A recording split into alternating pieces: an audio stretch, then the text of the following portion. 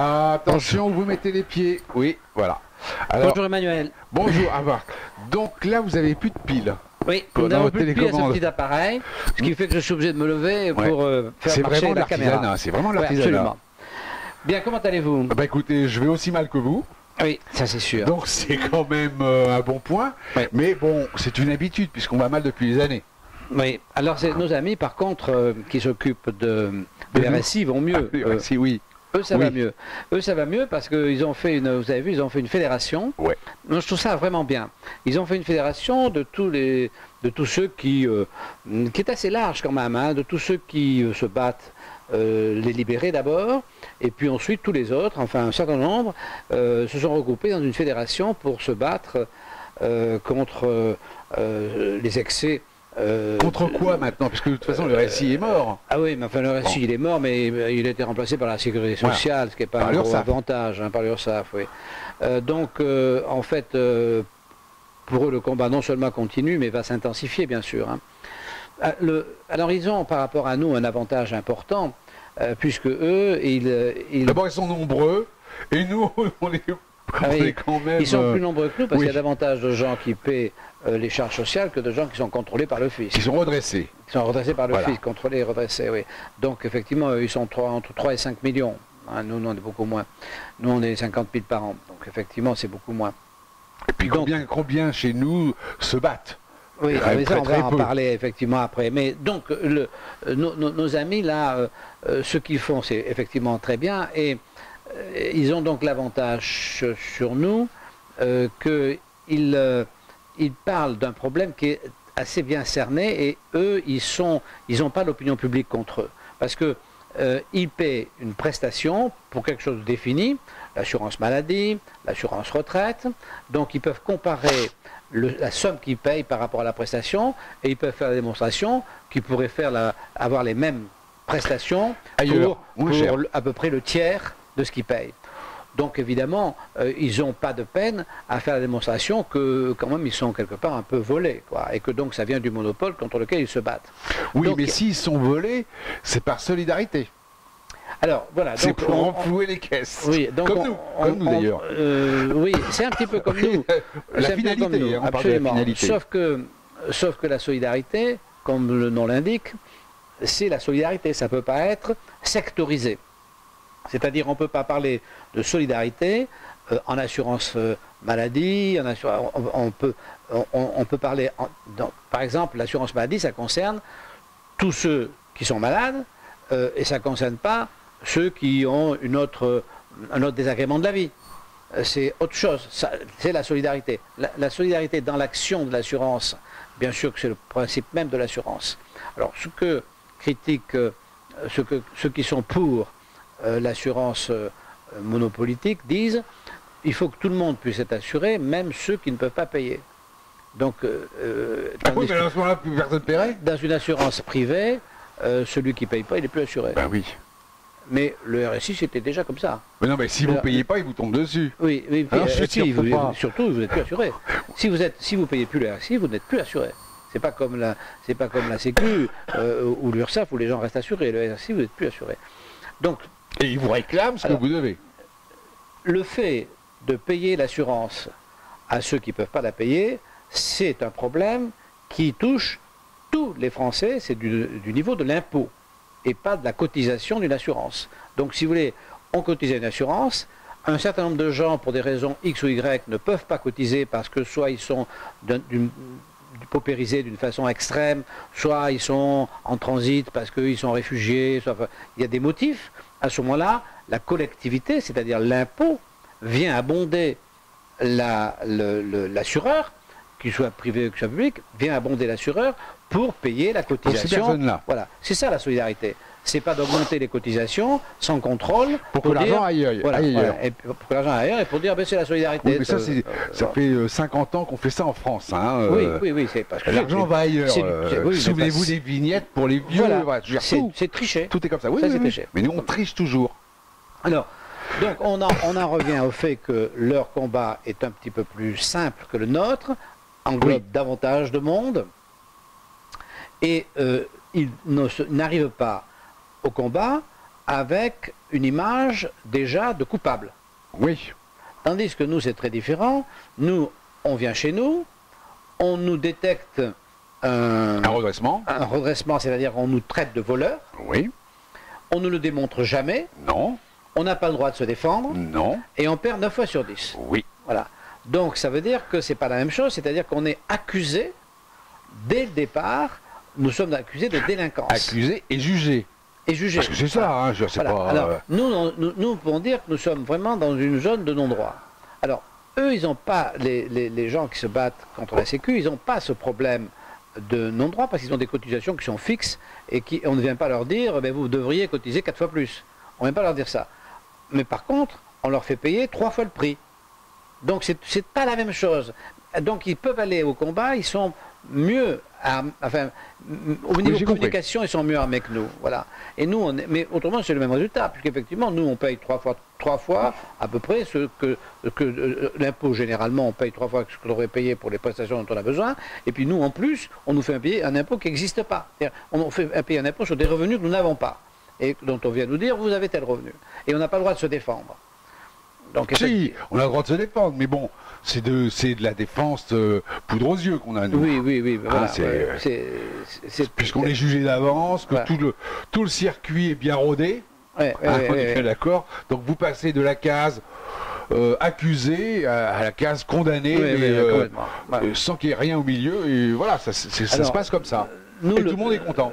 Le problème qu'on a en plus, c'est que par rapport à nos amis qui n'ont qu'un problème, je dirais, de cotisation, de montant de cotisation, mais qui sont d'accord sur le concept, nous, on a un problème de droit. C'est-à-dire, nous, ce qu'on réclame, c'est la possibilité de se défendre, d'avoir une zone de droit réel, c'est-à-dire que entre le contrôle et la sanction, on veut qu'il y ait un juge, et on veut pouvoir à ce juge présenter d'autres arguments que ceux du fisc.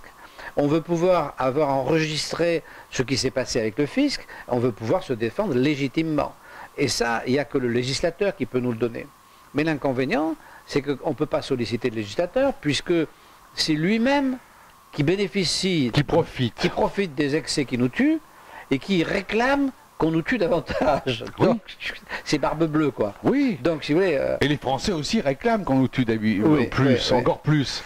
Donc on est comme le petit chaperon rouge, quoi. Ouais, on n'est pas sorti. Le loup nous pose des questions avec l'envie de nous manger. Et donc les gens qui se battent contre les RSI n'ont pas peur d'aller à visage découvert, alors que chez nous, tout le monde a peur. La différence, elle est là aussi, c'est que très important. Chez nous, il y a la terreur, chez les autres, c'est quelque chose de classique. On se bat contre quelque chose, mais bon, tous les coups ne sont pas permis. Ah non, mais chez nous, il y a deux cinglés. Chez nous, il y a 2 cinglés qui se bagarrent, c'est vous et moi. Oui. Et puis, il y a plein de gens qui nous lisent, qui disent c'est bien continuer, mais on est toujours que tous les deux. Oui. et effectivement, parce que le regroupement est plus dangereux.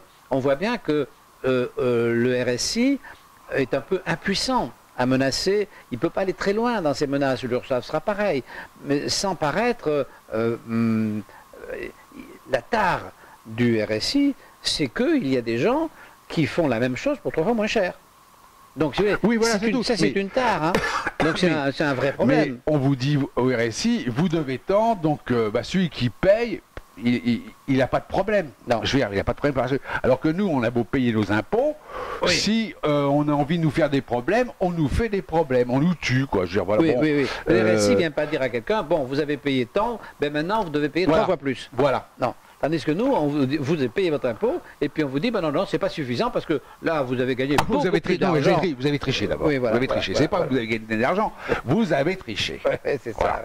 Donc, à partir du moment où vous avez ça, eh ben, tout s'enclenche, et comme vous êtes jugé d'avance, puisque même pour les caméras, ils veulent surtout pas être... C'est le seul, mais ce sont les seuls en France qui rejettent les caméras. Puisque partout, tout le monde dit, ouais, bravo les caméras de vidéosurveillance, etc. Les flics maintenant des caméras, bravo. Celui qui rejette la caméra, c'est toujours celui à qui la caméra ferait du dégât. Bien sûr. On est bien d'accord. Mais bien sûr, c'est les dictateurs. Qui est-ce qui casse les caméras dans certains quartiers de Paris? C'est les dealers. Bien sûr. C'est pas les flics. Non. On est d'accord. Donc c'est ceux qui profitent qu'il n'y ait pas de caméra.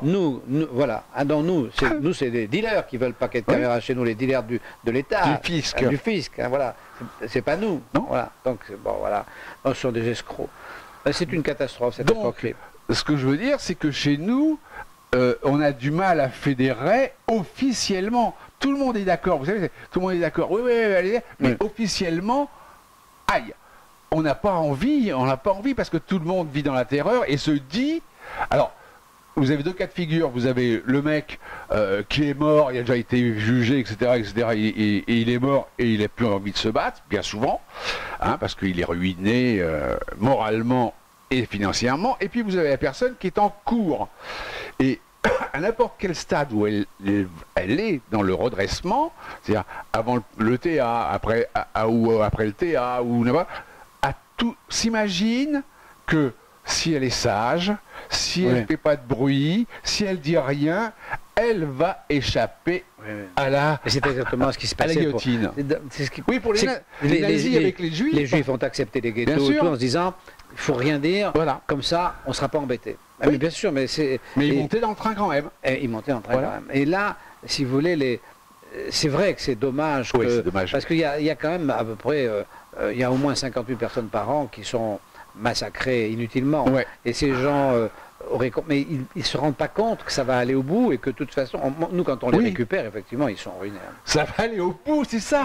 Mais arrêtez de croire que les agents du fisc, parce que vous fermez votre gueule, vont vous réduire votre redressement. Mais non, bien sûr que non. Sûr. Vous serez mort, vous irez dans le train pareil.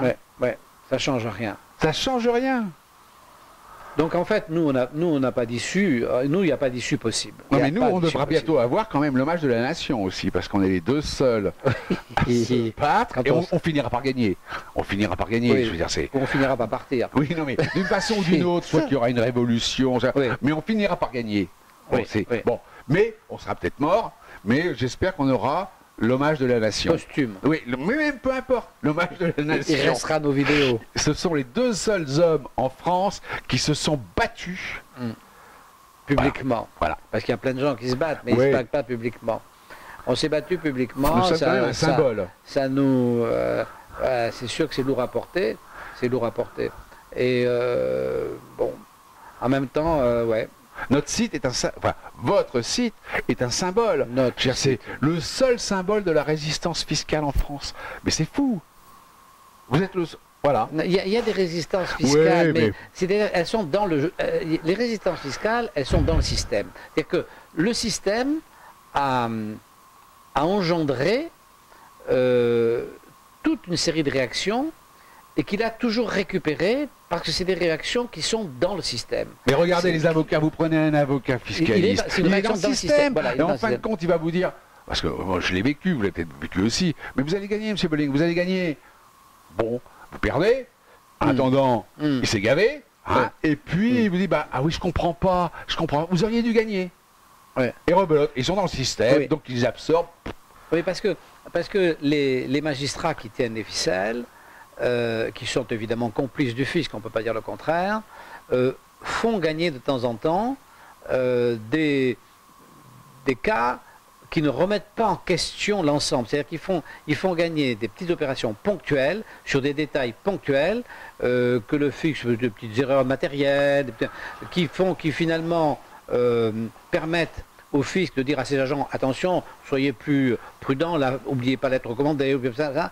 Mais si vous voulez, les avocats fiscalistes ne se battent. Alors là, je suis formel, jamais sur le fond. Mais non, parce que ça, toute le façon, problème du fond, c'est que c'est une zone de non-droit. Oui. Et si vous voulez plaider ça, vous êtes obligé de le faire tout seul. Il y a 0 avocat fiscaliste qui le feront avec vous. Oui. 0. Absolument. Pas un, pas un demi, pas la moitié, pas un quart, rien, 0. D'accord, Henri. Voilà. Vous êtes d'accord. Et donc ça veut dire que si vous voulez, sur le fond, quand même la chose la plus importante, là, on est seul. Oui. Par contre, après, sur la résistance, autrement, il y a quand même beaucoup de monde, mais qui sont non seulement pas utiles. Alors peut-être qu'il y a un mec ou deux qui sauve sa peau par-ci par-là. Oui. Que tout d'un coup, bien sûr, il y en a un qui sauve sa peau. La lettre n'avait pas été envoyée le bonjour. Oui, les mecs ne sont pas montés dans le train. Et hop, voilà. Mais le train est toujours là. Voilà, oui. on est bien d'accord. Il reviendra. Bon, je vais vous quitter pour le vrai, c'est-à-dire que je vais aller de l'autre côté de la caméra pour l'éteindre, parce qu'on ne peut pas faire autrement. Oui, allez-y. Bien, merci, Marchez. à bientôt. À Allez. bientôt. Attention Henri, vous mettez les pieds. Hein. Oui.